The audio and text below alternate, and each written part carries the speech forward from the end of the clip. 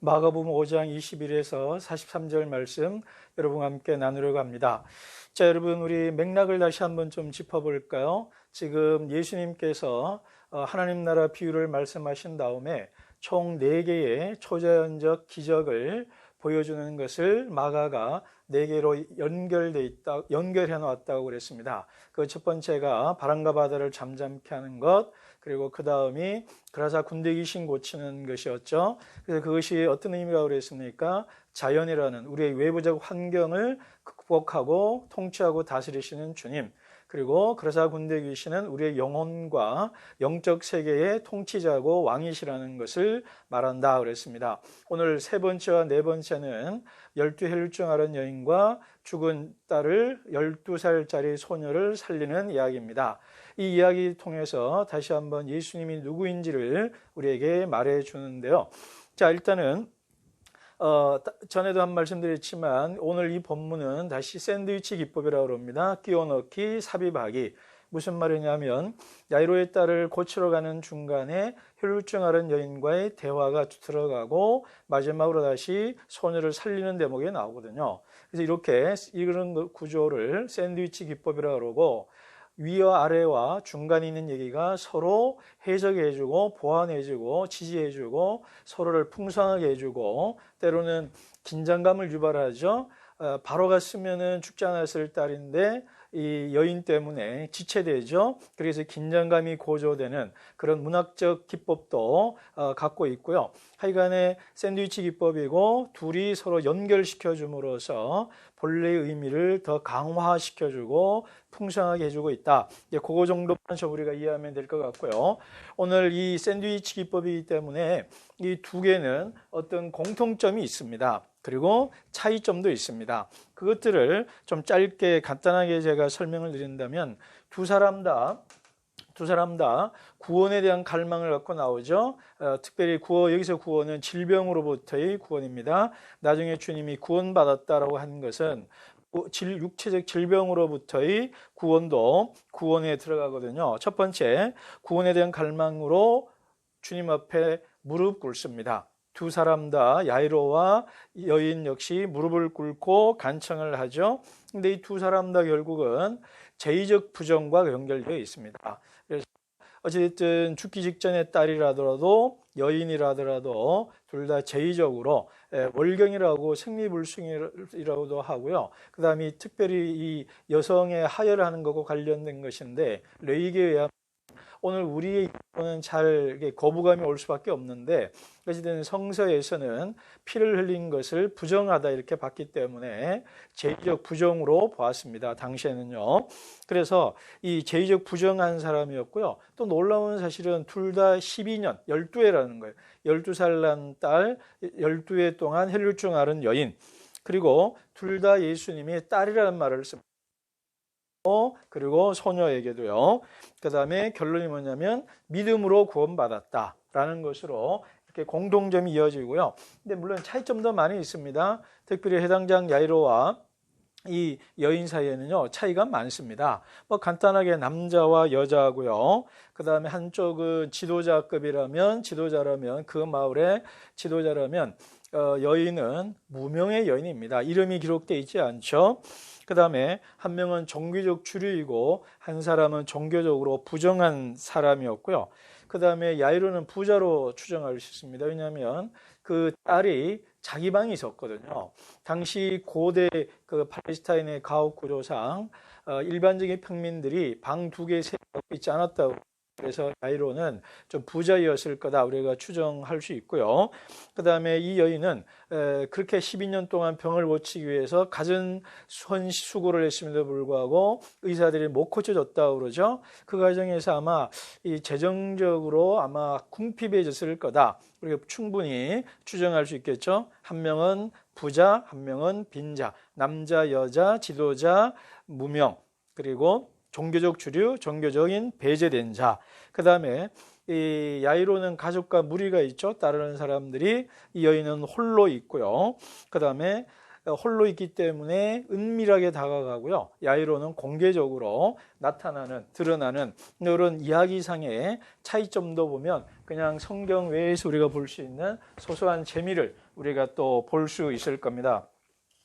자, 그러면 여기에서 제가 총 하나, 둘, 셋, 네 개의 포인트로 좀 묶어보았습니다. 다시 말씀드립니다. 뭐 건너편이 어디고 뭐 이런 어떤 소소한 것들에 대한 것은 패스하고요. 중요한 포인트만 제가 집어서 말씀드리겠습니다. 자, 이 일련의 두 가지 사건을 통해서 예수님이 말씀하시려는 포인트가 뭐냐 이겁니다. 자,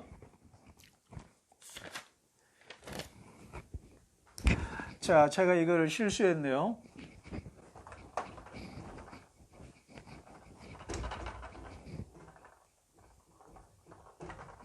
자, 그래서 총 4개의 포인트를 얘기하고 이것이 오늘 우리에게 어떤 의미를 주는지를 제가 설명하겠습니다. 첫 번째, 누구냐 이 말입니다. 누구냐. 이 말은 뭐냐면 예수가 누구냐라는 것입니다. 예수가 누구냐. 자, 여러분, 제가 총 4개의 기적이라고 그랬죠. 그 4개의 기적을 여러분 동시에 설명할 수 있어야 합니다. 이 4개의 기적이 일관되게 예수가 누구인지를 지시한다고 그랬죠. 예수의 정체성을 드러낸다고 그랬죠. 그렇다면 바람과 바다를 말로 잠잠케 하고 한 사람 안에 2천 또는 6천의 그 귀신들이 득식을 거리는 존재를 그냥 말씀으로 스스로 도망가게 만들고, 그리고 혈루증 앓은 여인이 옷에 손만 대도 낫게 하고, 그리고 죽은 소녀의 손을 잡아 일으키니 살아나게 하는 이분이 누구냐 이 말입니다. 이 모든 것을 설명 가능한 가설을 우리가 몇 가지 가설을 설정할 수 있겠죠. 과학자들이 하는 일이 그거죠. 어떤 현상이 생기면 현상을 설명하기 위한 몇 가지 가설을 세우고 그 각각의 가설을 집어넣어서 설명을 다 해낼 수 있는, 모든 현상을 최대한 포괄적으로 많이 설명해낼 수 있는 가설을 결국은 진실로, 진리로 주장한단 말입니다. 자, 그렇다면 우리가 여기에 4가지 사건을 놓고 몇 가지 집어넣을 수가 있겠죠. 어떤 사람은 예수를 미치광이라고 그럽니다. 그리고 어떤 사람은 그냥 종교교사라고 그러고요. 4대 성인이라고 그러고요. 여러 가지로 있습니다. 그럼에도 불구하고 우리는 예수가 누구인지에 대해서 답할 수 있습니다. 과학에서요, 어떤 좋은 이론은 단순하면서도 아름답다고 그래요. 짧아야 된다는 거죠. 이는 MC제곱처럼 상대성 이론처럼요. 그래서 예수가 누구냐, 이 4개를 가장 잘 설명할 수 있는 것은 예수는 하나님의 아들이시다라는 거예요. 왕이다라는 겁니다. 통치자라는 겁니다. 진정한 통치자, 군주라는 것입니다. 그리고요, 이 군주이기 때문에 이 4가지가 가능하다라는 것입니다. 자, 또한 이 예수의 왕 대신 결국 제가 지금 뭘 얘기를 하냐면 예수 그리스도가 왕이다라는 거예요. 예수 그리스도가 왕. 그리고 오늘 본문에서 2번이나 반복되는 단어가 있습니다. 즉시 곧이라는 겁니다. 29절과 42절에 보면 혈루증 앓은 여인이 만지자마자 낫고요. 소녀는 손을 잡고 일으키니 즉시 즉각 낫습니다. 이게 헬라어로 유티스라는 단어인데요. 마가복음에서 41번 정도 등장합니다. 그래서 이 단어가 예수님의 초자연적 능력과 예수님의 예수님 되심을 잘 보여주는 단어입니다. 말씀하시니 즉각 순종하고 즉각 변화가 일어났다라는 것입니다. 이것이 예수의 왕 되심과 통치 능력을 다시 한번 입증해 주는 것이죠. 자, 그러면 예수가 왕이 되어 다스리는 나라는 어떤 나라냐 이 말입니다. 어떤 곳이냐. 자, 그거를 저는 한마디로 정의한다면 샬롬이라고 하겠습니다. 자, 우리 그 혈증 앓은 여인이 그러죠. 평안히 가라, 샬롬하라, 그런 얘기를 헬라어로 에이레네인데요. 구약 히브리어로는 샬롬입니다. 네가 샬롬하라, 그런 얘기를 하거든요. 이 샬롬이라는 단어는요, 학자들의 그 사전을 찾아보면 대략 80가지 뜻이 있다고 그래요. 건강, 복지, 안녕, 평화, 화목, 그다음 평안, 마음의 안정, 안녕, 이런 것들이, 복지, 이런 것들이 다 들어가 있어요. 그러니까 좋다는 좋은 거는 다 들어가 있다, 이렇게 볼 수 있는 단어고요. 성경이 꿈꾸는 세상의 모습을 한마디로 말하면 샬롬입니다. 그래서 정의와 평화가 있는 곳, 그죠? 그것이 하나님 나라의 구체적인 모습인데, 하나님 예수가 왕이 되어 쓰시는 나라는 샬롬이 있고, 그 샬롬은 네 가지. 우리의 외적 환경, 우리의 영혼, 우리의 육체, 심지어 죽음까지도 극복하고 넘어서는 곳. 그래서 외부의 환경과 위협이 없고요.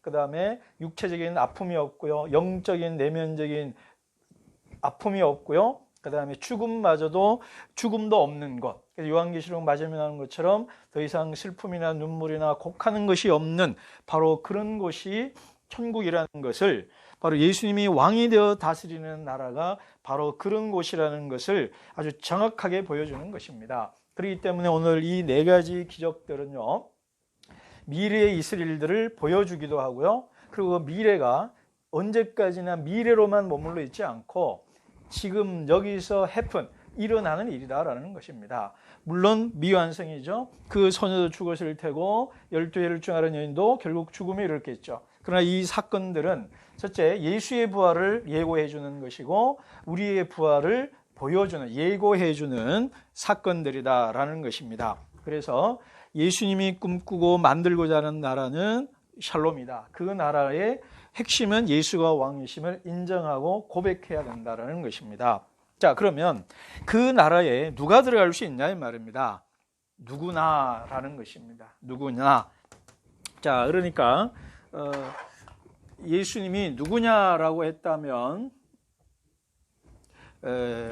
예수님이 왕이심을 인정하는 곳, 누구나 들어갈 수 있다 이 말입니다. 근데 여기 이 대목은 제가 여기서 다 얘기했습니다. 그래서 특히 차이점에서요, 남자나 여자나, 그죠? 지도자나 무명이나 부자나 빈자나 그 사람이 어떤 사람이든, 남자나 여자는 성적인 차이, 그리고 인종적인 차이, 이거는 이제 그라사 군대귀신에서 나왔죠. 인종이나 민족의 차이, 그리고 문화적인 차이, 그리고 이런 계급적인 차이, 그런 모든 차이를 무효화시키고 누구라도 하나님 나라의 백성이 될 수 있다라는 것입니다. 그래서 앞에서 우리 예수님이 보여준 5가지 논쟁 기사에서 첫 번째가 뭐였습니까?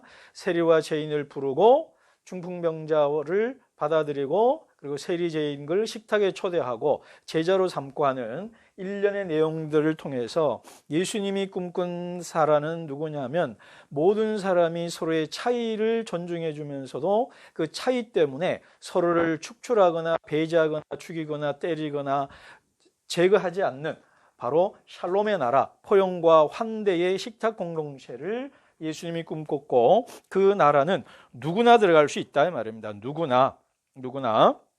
그래서 여기서 아주 재밌는 내용이 딸이라는 얘기입니다. 딸.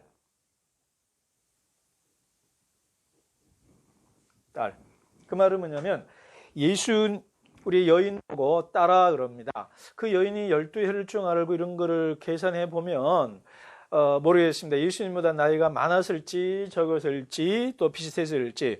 근데 우리가 좀 그냥 제 개인적인 이미지 심상입니다만 아마 나이가 좀 많지 않았을까? 예수님이 30대 초반이라고 가정한다면요. 그러면 자기보다 나이 많은 여성 보고 딸이라는 단어를 쓰는 것은 오늘 우리로 보면 무슨 하대하는 느낌, 반말하는 느낌을 좀, 예수님이 그렇게 부른 거는 그게 아니고요. 바로 누가 내 어머니고 누가 내 형제요 내 자매냐라고 했던 말을 기억하십시오. 바로 그 여인도 하나님 나라의 가족이다라는 것입니다. 일원이다 이 말입니다. 그녀가 혈류증 앓으면서도 경제적으로 돈을 많이 소비했으니까 아마 가족으로부터도 멀어지지 않았을까요? 그리고 종교 공동체로부터도 멀어진 바로 그도 이제 하나님 나라의 가족으로, 딸로서, 누군가의 딸로서, 아내나 어머니이기 전에 한 여인으로서, 한 딸로서 인정받고 사랑받는 자녀로 받아들여졌다 이 말입니다. 누구나, 그 사람이 어떤 사람이든지 간에 하나님 나라에서는 딸로서, 가족으로 받아들여질 수 있다 이 말입니다. 그러면 그 나라에 어떻게 들어갈 수 있냐 이 말입니다. 일단은 한마디로 말하면 믿음입니다. 자, 여인이 손을 내기만 하면 낫겠다는 믿음으로 만졌죠. 그래서 예수님 내 믿음이 너를 구원하였다 그러고요. 여자가 두려워 떨다 그럽니다. 이것이 빌립보서 2장에 있는 두려움과 떨림으로 너희 구원을 이루라 할 때 그 단어와 같습니다. 그러니까 이 여인에게 믿음이 있었던 거고요. 그 다음에 야이로의 집에 들어갔을 때 곡하는 사람들이 나오죠. 그들이 비웃죠. 근데 그 곡하는 사람은 전문적으로 곡하는 사람입니다. 여러분 지금은 없지만 제 어릴 때에도 장례식장 가면요. 우리 가족들이 아이고 이렇게 곡하죠. 그래서 이스라엘에는요. 전문적으로 곡을 내주는 사람들이 있습니다. 마치 유교가 원래 유가할 때 유자가 제사 지내주는 사람이거든요. 그래서 마치 그렇게 전문적으로 곡해주는 사람이 있었는데 그들이 비웃으니까 예수님 무시하고 나가라 그럽니다. 내보내란다. 그러니까 그 내보낸다 할 때 내보냄이 에크발론이라는 단어로고요. 귀신을 축출한다는 단어입니다. 그러니까 부정하고 무시하는 자들을 쫓아내요. 그러면서 하고요. 또 사람들이 당신의 딸이 죽었으니 예수 갈 필요 없다 하고 야이로에게 말을 하니까 예수님께서 믿기만 하라 그럽니다. 결론은 뭐냐면 그 나라에 누구나 들어갈 수 있지만 아무나 들어가는 것이 아니고 아무렇게 들어가는 것이 아니고 오직 믿음으로 들어갈 수 있다 이 말입니다. 그러면 믿음이 뭐냐 이 말입니다. 일단 이 본문에서 말하는 믿음이 뭔지를 알아야 되는데요. 저는 간단하게 히브리 11장 1절을 가져와 봤습니다. 믿음은 보이지 않는 것들, 바라는 것들의 실상이요 증거라고 그랬죠. 그럼 또 하나 하박국 2장 4절에 있는 믿음이라는 단어를 주목해야 합니다. 그 믿음은 이신칭의적 믿음도 있지만 인내하다, 인듀어러블 한다라는 거요. 그리고 견딘다라는 거고요. 신실하다는 거예요. faithful, 신실함, 인듀어러블, 인내하다라는 것입니다. 하나님의 약속을 믿고 하나님께서 하박국에 주신 말씀이 이루어질 것임을 믿는다는 말은 그 말이 이루어질 거라는 것을 기다리고 인내한다는 뜻이고 어떤 상황의 변화에도 무관하게 신실하게 일관되게 한결같이 믿음을 포기하지 않는 것을 성경에서는 믿음이라 그럽니다. 그럼 오늘 본문에서 믿음은 뭐예요? 내 불가능한 현실 12해 동안 의사들 그 시대의 최고의 의사들에 가서 도움을 요청했는데도 나을 수 없는 그리고 그 누가 죽음에서 살릴 수 있겠습니까? 이런 불가능한 현실에서의 가능성을 믿는 겁니다. 할 수 있다는 걸 믿습니다. 왜? 예수가 누구인지를 알기 때문에 그가 왕이요 창조자요 통치자이기 때문에 그분을 믿고 지금 눈앞의 현실을 바라보지 않고 예수를 바라보고 나아가는 것. 그래서 주변의 반대도 무릅쓰고 오해의 위험을 감수하면서도 앞으로 나아가는 것. 그래서 예수님의 옷자락에 손만 대면 낫겠다라는 것. 그리고 예수님이 내 딸의 손을 잡아주시면 낫는다라는 믿음. 바로 그것이 믿음이다라는 겁니다. 그 믿음이 여인에게 구원하였다고 그러죠. 그래서 믿음으로 구원받을 수가 있는 것입니다. 예수님이 누구이신지를 믿고 그리고 포기하지 않고 끝까지 견디고 나아가는 것. 지금도 마찬가지인 거죠. 자, 마지막으로 제가 정리하겠습니다. 근데 저는요, 이 본문 읽으면서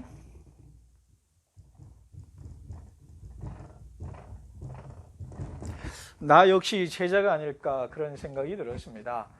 예수님이 누가 내 옷자락 만졌냐 하니까 제자들이 그러죠. 이 많은 사람들이 예수님 밀치고 가는데 누가 만졌겠고 누구나 만지고 누군지 어떻게 알겠습니까? 그러죠. 그 다음에 또 아까 그 야이로의 신부로 온 사람들이 예수님을 무시하고 인정하지 않죠. 그 다음 고가는 사람들도 그렇죠. 자, 이 사람들이 어쩌면 내 모습이 아닐까 그런 생각을 했습니다. 왜냐고요? 우리도 어쩌면 예수님을 잘 믿지 않거든요. 우리가 이거를 가르치고 말하고 믿는다고 하지만 실제로 잘 안 믿어요. 왜냐하면 이건 제 이야기인데요. 저는 15살에 중학교 2학년 나이에 제 아버지가 돌아가셨거든요. 그래서 제게 예수 믿으면서 가장 무서운 게 뭐냐? 네가 가장 두려워하는 게 뭐냐? 라고 물으면 죽음이라고 주저하지 않고 대답합니다. 왜냐고요? 죽음은 공포스럽거든요. 아버지의 죽음으로 저와 우리 가족이 얼마나 고통을 겪었는지 모릅니다. 그렇기 때문에 죽는다는 것은 너무너무 무서워요.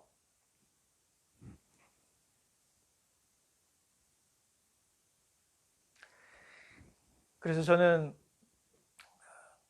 믿음이 없는지 어쩐지 부활을 믿기는 믿어요. 믿습니다. 그런데 잘 부활이 안 믿어져요.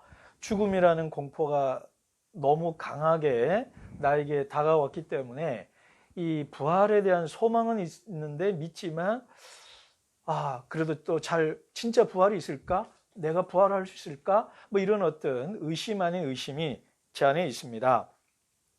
근데 또 역으로 그러니까 부활에 대한 소망이 더 있죠. 하나님, 내가 죽더라도 죽은 이들이 살아나는 그날을 소망합니다라는 소망이 있습니다. 그래서 저는 오늘 이 본문 보면서 달리다 굼 보면서 참 많이 은혜가 다시 한번 되었습니다. 달리다 굼, 아람어로 또 특별히 번역해서 좀 더 묘한 신비한 그 이국적 언어가 주는 묘한 신비감을 더 마가가 가중시켜주는 문학적 기법을 사용했습니다. 이 말은 뭐냐면 그냥 소녀의 손을 잡고 이러면서 일어나라는 뜻입니다. 그냥 일어나. 저는 이 글을 볼 때마다 이런 그림을 연상해 봅니다. 아침에 제가 우리 딸아이 방에 들어가서 우리 사랑하는 서은 딸 일어나야지, 학교 가야지, 씻고 밥 먹고 학교 가야지 라고 말하면 우리 딸이 이러거든요. 기지개 쭉 피면서 일어날 시간이야 아빠 하고 뽀뽀도 해주고 또 안기도 하고 어떤 데는 칭을 내고 어떤 데는 왜 꼈냐고 짜증도 부리고 하거든요. 창가에 비치는 햇살 속에서 기지개 켜면서 잘 잤다 이제 일어나야지 하는 그 그림이 자꾸 연상이 돼요. 우리 주님께서 내 손을 잡아서 일으키실 때 잘 잤다. 오늘 본문에 죽는 것이 아니라 잔다고 그랬잖아요. 이제 잘 잤다고 깨어나는 그런 눈부신 아침을 저는 소망합니다. 그래서 오늘 이 말씀 해설하면서 제가 기도하고 싶습니다. 지금 이 순간에도 이러저러한 이유로 육체적인 아픔과 질병 가운데 있는 이들이 많이 있습니다. 주님께서 그들의 손을 잡아주시기를 원하고 여러분들의 손을 잡아주시기를 원하고 여러분 또한 이 여인처럼 주님의 옷자락을 만지는 믿음으로 주님의 옷과 손을 만지고 잡는 여러분이 되기를 원합니다.